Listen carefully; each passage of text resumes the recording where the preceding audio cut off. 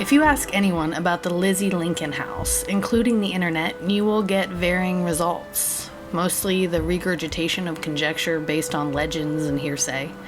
I, more than anyone, love a good ghost story, but what's more important to me than all else is that there be truth behind it. I put in the work and found the complete story, at least as complete as it can possibly be with the passing of 200 years since it began. Let's go back to the very beginning.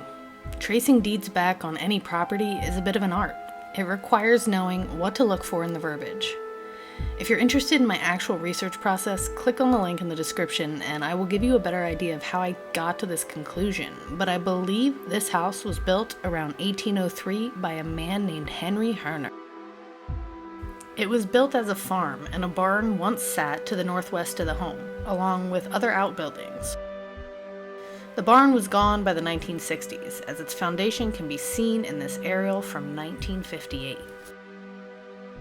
If I'm correct, that makes the building around 220 years old. The property changed hands 7 times in the 19th century alone. Henry Herner died in 1817, and his estate sold the property to a Samuel Davis. Samuel Davis found himself in debt, and the property was again sold by sheriff's sale to Isaac Hewitt in 1826. 33-year-old Isaac and his 24-year-old wife Mary began their family in this home. Tragically, but not uncommonly for the time, Mary outlived 4 of her 9 children. Out of the deaths of her 2 girls, one in infancy and the other at age 2, only the latter occurred during their ownership of this home. Isaac died in 1848, while Mary was 50 years old and pregnant with their 7th son, Franklin. The home was sold by his estate to a John Root in 1851. The verbiage in this deed indicated a life estate was set up for Mary. The deed states that while the home was owned in part by John Root, she had the rights to live in the premises until her death or remarriage, upon which the interest was paid out to the owner.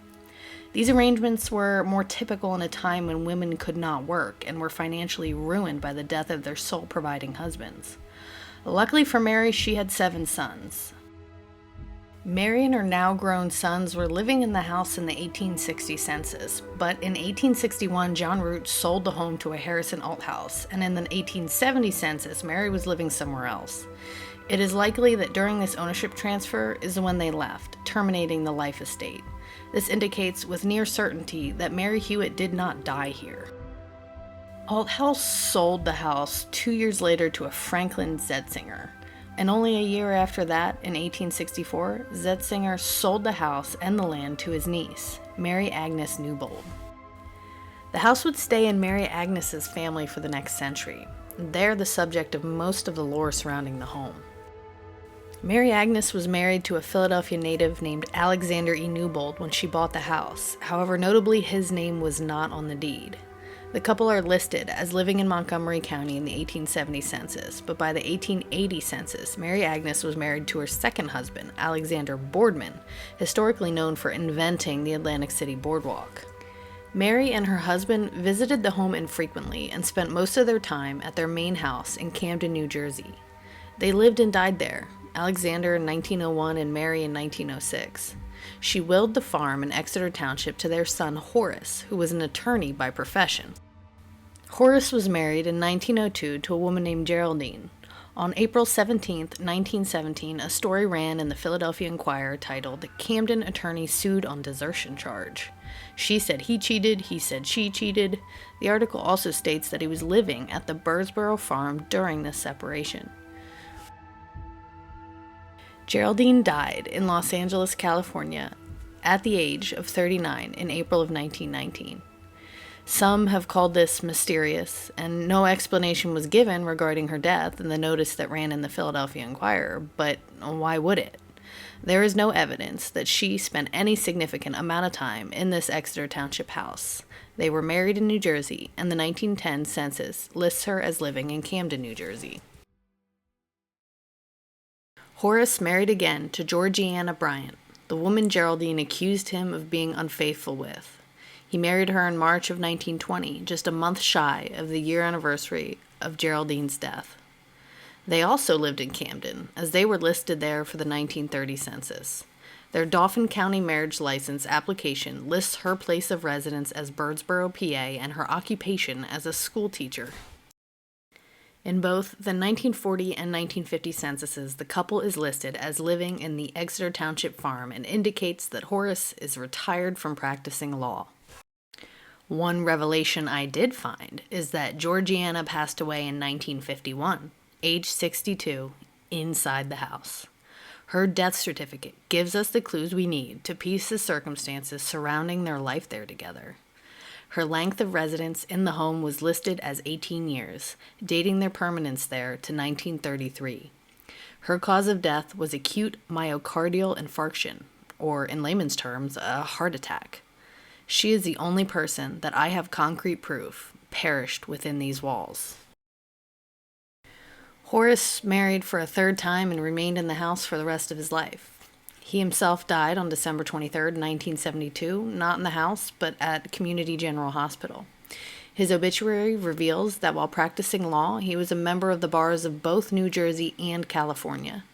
This leads me to speculate that California was not just a place Geraldine escaped for treatment from a mystery illness, but a place they spent significant amounts of time. Horace's estate sold the property shortly after his death in 1973. For the next 16 years, it was utilized as a residence. In 1989, the last residential owner sold the property to AVM Nursery Corp. AVM Nursery already owned most of the 130-plus acres that once encompassed the house's original farmland. They had been not so secretly dumping toxic waste on the land for the better part of the 1970s and 80s. Website and blog PA Oddities did a great job outlining the scumbag owner and his antics surrounding poisoning of the environment and the effects it had on people downstream. I'll link that in the description too. The now 3.86 acre parcel that the house sat on was the very last piece.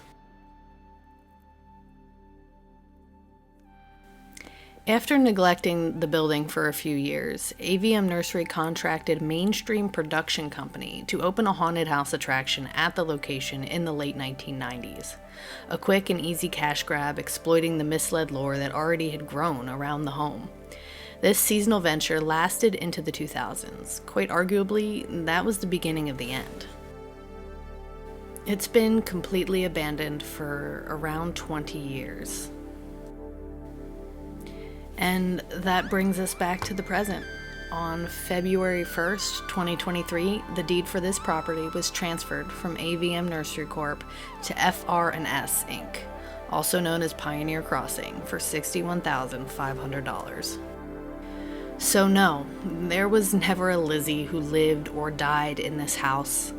The only trace of Lincoln is the road on which it sits, named for Mordecai Lincoln, the ancestor of Abraham Lincoln, who lived less than a mile west down the road.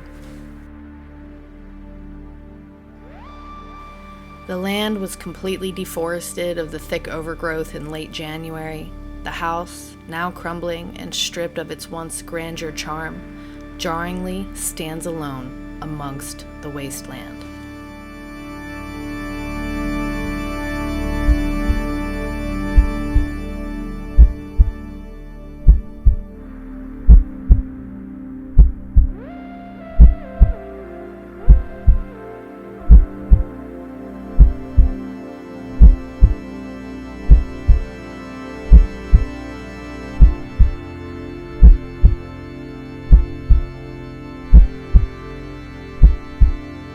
I think it's important to remember that while it's true that these brick walls contain moments of death and loss, they also saw over 2 centuries worth of life.